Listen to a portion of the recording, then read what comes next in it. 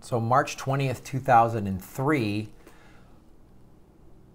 is when we invaded Iraq. So we're coming up on the 15th year anniversary, and Caitlyn Johnstone, who I've covered before, I'll put the link in the show notes below, writes on the Iraq War's 15th anniversary, make the world remember its lessons. And she goes into a lot of stuff that we haven't learned, and I'll touch on some of it, obviously, but it's important because, for me personally, because I went to Iraq as a comedian in 07, 08, and 2011, and saw this surge and all this other, just, again, through the eyes of a comedian. I don't know what it's like to be in the military or be in combat, but as I've said before, it's like it's like being on the sideline of an NFL game or something. Like, it's happening right there in front of you. You're pretty safe, but it could affect you, but you're not actually in it. And it's interesting, and one of the things that Caitlyn talks about in her article, and it's something we've talked about on this show, is how there's no, we're jumping right into Syria with no evidence, and then we're just like, oh, maybe North Korea, oh, we probably need to invade North Korea. Like, we just talk about war now, and she ties it to how we as a nation dealt with and accepted the lies of the Iraq war, and how now we're just, so then there's no question of anything. Do you realize that in America, there's no anti-war movement? We're in war in 8 countries, 9 countries. There's no anti-war movement. There are no regularly scheduled anti-war protests. We don't, that's not even talked about. And I remember the anti-war protests in 2002 and 2003 leading up to the invasion of Iraq. And I was like, glad to see people protesting. I was glad to see people speaking, giving their opinions. As I'll never forget, I saw an interview with, and I forget the gentleman's name, he was a Vietnam vet, and he won the Congressional Medal of Honor. And he said, the day the human race stops protesting war, we're in trouble. He said, war is the worst thing. He goes, people protesting the soldier, that was bad. He goes, I had to deal with that in the 60s and 70s. He goes, that wasn't good. We shouldn't do that. But we should always protest war. A Congressional Medal of Honor winner said that. We should always protest war. And who's starting war? Who's making it happen? The powers that be. So, I'll go into what she says. She says, U.S. coalition forces began their shock and awe bombing campaign on March 20th, 2003. That's less than 15 years. It just happened, and people have already forgotten about it. And yet when politicians and intelligence agencies say that Russia has committed an act of war, that's the other thing, too. Everyone's talking war and treason in Russia. So we just got to go handle this war? No one's saying, wait, this is nuts? That Russia has committed an act of war against the U.S. and al-Assad needs to be removed from power in Syria, mainstream Americans say, yep, sounds about right. No further evidence is required. This needs to stop. We must use all this landmark anniversary to remind the world of the depravity of the U.S. centralized empire and how we know for a fact that it will happily use lies and mass media propaganda to manufacture support for acts of military violence which unleash unspeakable horrors into our world. The Iraq invasion is unforgivable. It killed 1 million Iraqis, gave rise to murderous terrorist factions, and destabilized the entire region in a way that continues to suffer from to this day. The destruction and human misery it caused are immeasurable. If every war hawk in Washington were forced to truly witness and experience every last horror the war inflicted with their eyes pried open, a la Clockwork Orange, they would be forever shattered and rendered incapable of doing any more harm. This, I cannot agree with this more, and that's the thing, that the powerful people, the kleptocracy, the oligarchs that are making these decisions, they don't see it. They don't see it. I've seen a little glimpse of it. I've shaken wounded soldiers' hands. I've seen soldiers who have lost limbs. I was on an aircraft we did Thanksgiving in 2007, and the tour was over and we were flying home. We were going from Baghdad to Kuwait, and we got diverted, and we picked up a service member who had died. We picked up a flag draped coffin, and that was unbelievable to me. And just me and Scott Kennedy, and there were some professional golfers, Tom Lehman and Tom Watson, and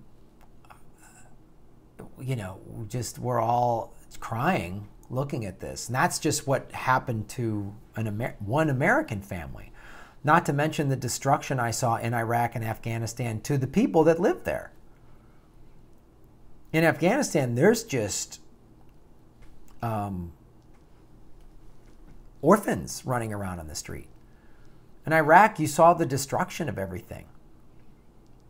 And it was a war based on lies.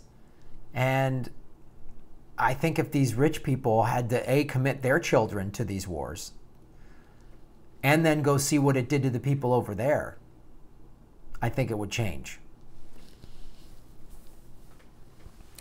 The Iraq invasion is unforgivable. It warped what we are as a species. It stained us. Nobody who helped inflict this murderous abomination upon our world should have been permitted to work in politics, government, or media ever again. And its primary facilitator should be in prison for war crimes. The fact that its chief architects remain not just free, but celebrated members of society proves that we are ruled by a sociopathic empire. Yeah, that's the other thing.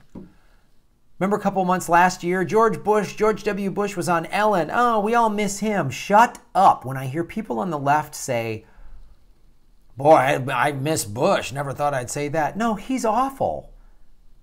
Just because he doesn't send offensive tweets, because he doesn't say countries are shitholes, that he's okay. Look what they've done.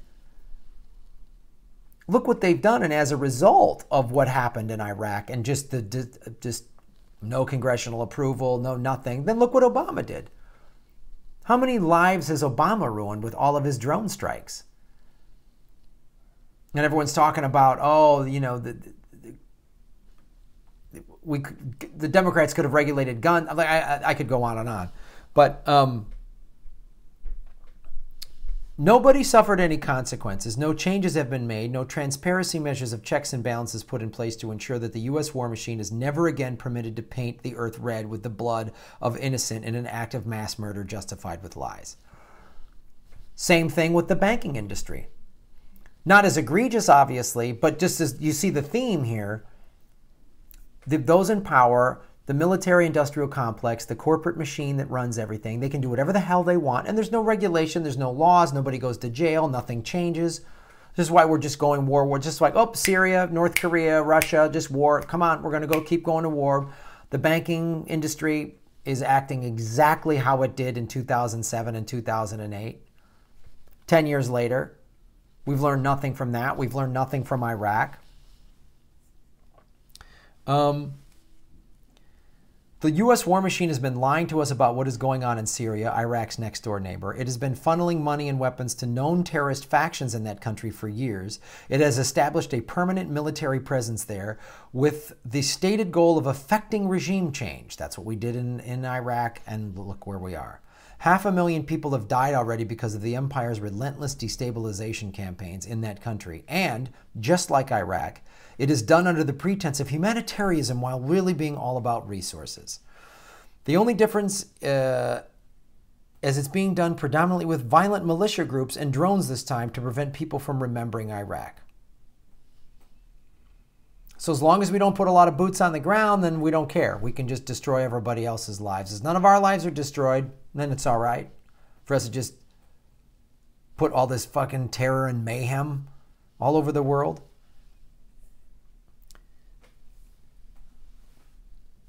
Meanwhile, we still have seen no clear evidence that the Russian government interfered with U.S. elections in any meaningful way. And there's even less evidence that it penetrated the highest levels of U.S. government as alleged in the collusion narrative.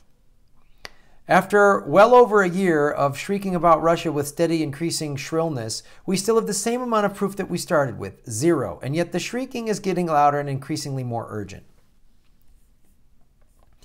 And she goes on to make the point. We barely survived the last Cold War, and now we're doing this crazy Russia thing. So I'm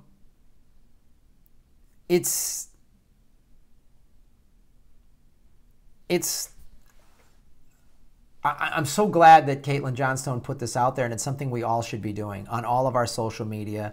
We should be reminding everybody, as we lead up to March 20th, what that war did, what happened, how much money we've spent, how many lives, not just ours, but over how it has not made anything better. Really, shouldn't we all be asking this question? It's been 15 years since the war in Iraq. Isn't Iraq, oh, it's this great country, boy, we really helped it. They're our ally. They have this burgeoning democracy, and you know, they're using their oil money to this infrastructure, and it's great. Oh, no, it's not. It's worse. What we did made it worse. George Bush lied. He's a war criminal. He's not a hero just because he isn't as ugly and as gross as Trump. Wake up. And what Bush did in Iraq, he gave then powers to Obama to just take us from 2 wars to 7 and just drone strike the shit out of everybody. And now Trump can do whatever he wants. Now we have a lunatic who literally can do whatever he wants. So we cannot forget, and we need to remind everybody about Iraq from 15 years ago and how we got in there and the lies of getting in there, and it didn't make anything better. And we've spent on the global war on terror since 9/11 somewhere between $5 to $9 trillion. What could we have done? The Middle East could have schools, jobs, a good economy, all these things. We could have it all here in America. And look what it's done. This war, Iraq war, has bankrupted America. Right? 50 million people live in poverty in America. I did an article, 80% of the country is close to poverty. All that money spent on Iraq could have built up this country, could have put jobs in this country, could have made the Middle East really nice. Instead, we've made the world worse. The American empire is destroying everything. So I cannot go and listen to Democrats and people that say, oh, the Republicans, like the gun issue in this country, Obama had control. From 2009 to 2011, he had control of the House and the Senate and the White House, obviously. And people are, oh, they didn't have a supermajority. They didn't even try. They do that. They give it lip service, and then they don't do anything. And Democrats take money from guns, too. How is this related to Iraq? I'm showing you that the liberal establishment could have done so many things to fix this. That's why we all voted for Obama in 2008. He was going to do real change, and he pulled us out of Iraq and Afghanistan, but he did it so then ISIS could flourish. I'm so sick of this shit. So we need to point out all of the evils and failures of the Iraq invasion as we come up on its 15-year anniversary. Thank you guys so much for supporting the show. Please like and subscribe. YouTube has been unsubscribing people. They've been demonetizing videos, so if you can, go to the Patreon. That's a great way to support the show. I have a P.O. box. You can send money there if you don't want to go through any electronic ways. There's people been supporting the show there. All that is in the show notes below. Thank you so much. All of you are amazing political vigilantes.